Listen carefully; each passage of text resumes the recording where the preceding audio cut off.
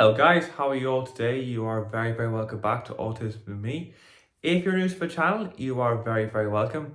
Before I start off this video, I would like to thank everyone so far from liking the videos, sharing the videos and commenting on the videos. It really does mean the world, and it helps as well create awareness, acceptance and understanding. So guys, thank you so much for your continued support. It really does mean the world. So in today's video, I'm going to talk about a topic that a lot of people may not know, and one thing that people may not realize about people with autism is that we are very passionate people, and we are very interested in what we are interested in. I have always found, in fact, one thing you could call it is actually special interest. And there's a very good book here that's recently been released. Sorry if you get the sunshine there. Sorry. Called Being Autistic by Neve Garvey, who actually is autistic herself.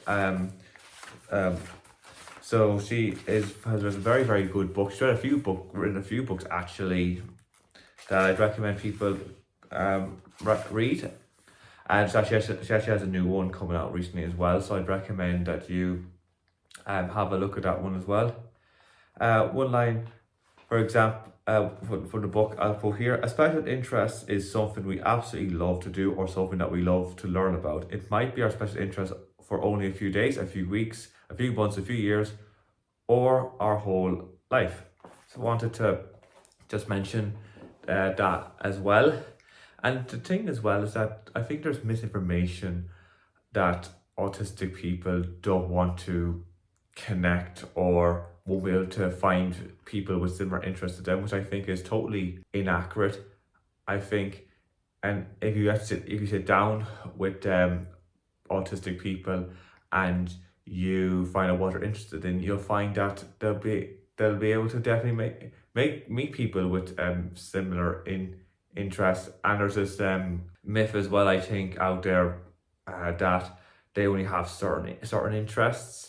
But I found from my experience of making friends with people with autism, like myself, that we have very similar interests to people who aren't on the spectrum, and we are able to connect to other people who have similar interests to us. Like, for example, I am big into, when I was younger, I used to love playing video games. I met plenty of people on the spectrum and those people who are not on the spectrum are into video games.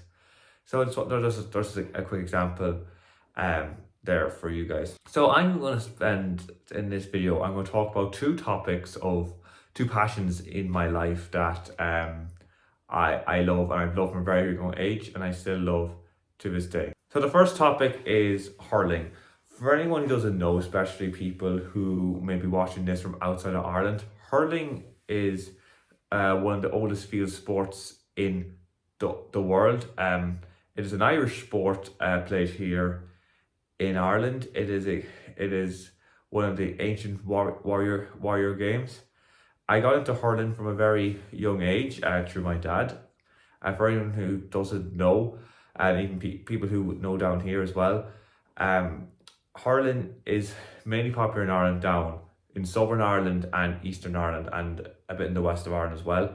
And my dad, being a Tipperary man, which is a Tipperary is in Southern Ireland, for anyone who doesn't know, that's how I got my interest in hurling. And that's kind of the way, kind of up in this part of the country, that people will get their interest because they have a connection to someone who's from Southern Ireland or Eastern Ireland. Like, I know some of my friends, for example, I have one friend whose father's from Galway. That's how he got his hurling interest.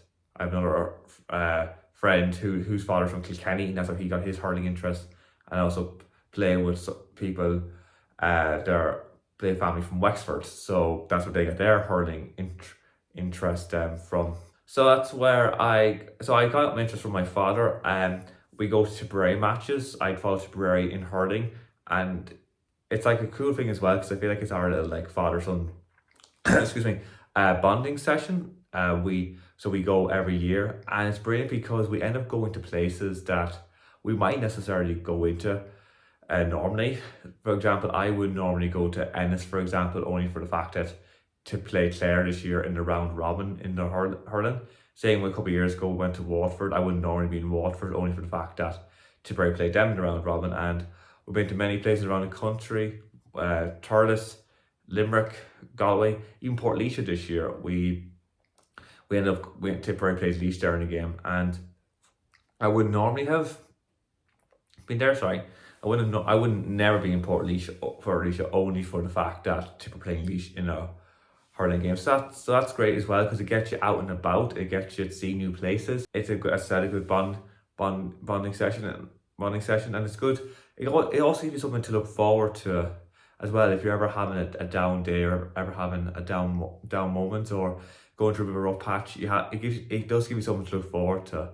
Like, I know myself that it definitely gives me something to look forward to if I am like going to Crow Park say as well. Going to Crow Park as well, Dublin. I can always just remember that, say, oh, go down the country this weekend, or I'm going to Crow Park, say Tip. And they have done really well, Tipperary as well. They're one of the top hurling counties. They're third in the Roll of Honour with 29 All-Irelands. So there's a good chance as well that you are going to be in the latter stages of the hurling championship following Tip. So that gives you more days out, which is great, and you meet different people. That's one thing I love about as well. For hurling, because it's also community based as well. It's not like the football, like, or soccer, as the Americans would say, that rival fans will sit together and will have a few drinks together and chat away about the game, which is something you don't get in football.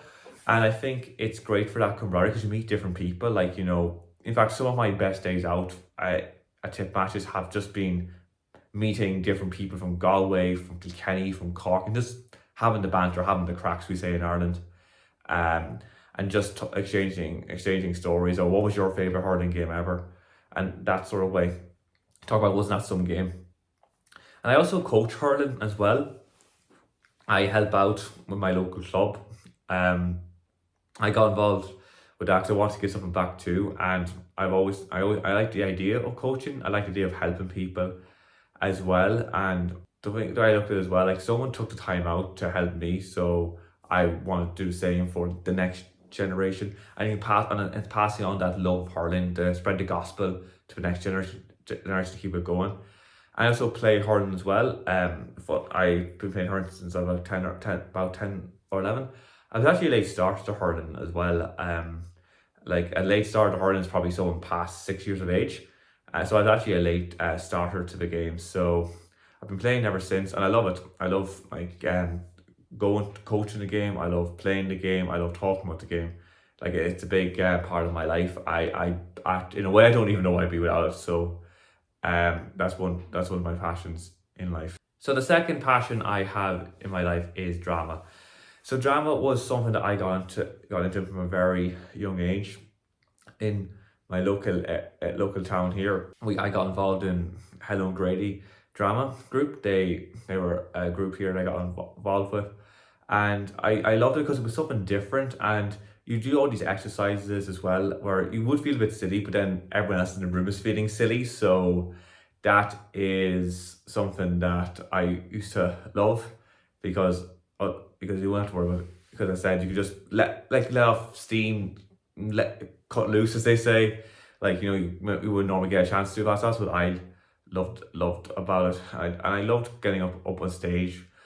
I don't know what it was, but getting up on stage, it was never something that was a chore for me. Like, I wouldn't really get nervous when I was younger. I don't know why. Maybe it was something that I just didn't get nervous. I don't know. Maybe it's just something that just didn't compute with me. Maybe because it just felt natural, I think. Maybe that's what kind of it was. So I used to love getting up stage and performing. And I joined a youth theatre here in Monaghan, which was fantastic.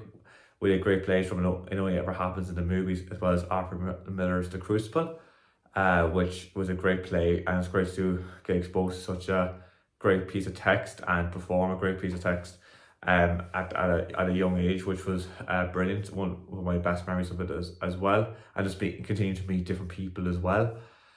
And I continued on with that. A few people may not know this, but I'm actually a big Martin McDonagh fan. Like, I love his works. I mean, I've read his book, his plays from The Beauty Queen of Leanan, A Skull and Connemara, The Cripple of Inishmaan, The Lieutenant of Inishmore. In fact, people who will know Paul Mescal, from Gladiators and Normal People. I actually saw him in Lieutenant of Inishmore back in February 2020, and me and my cousin went.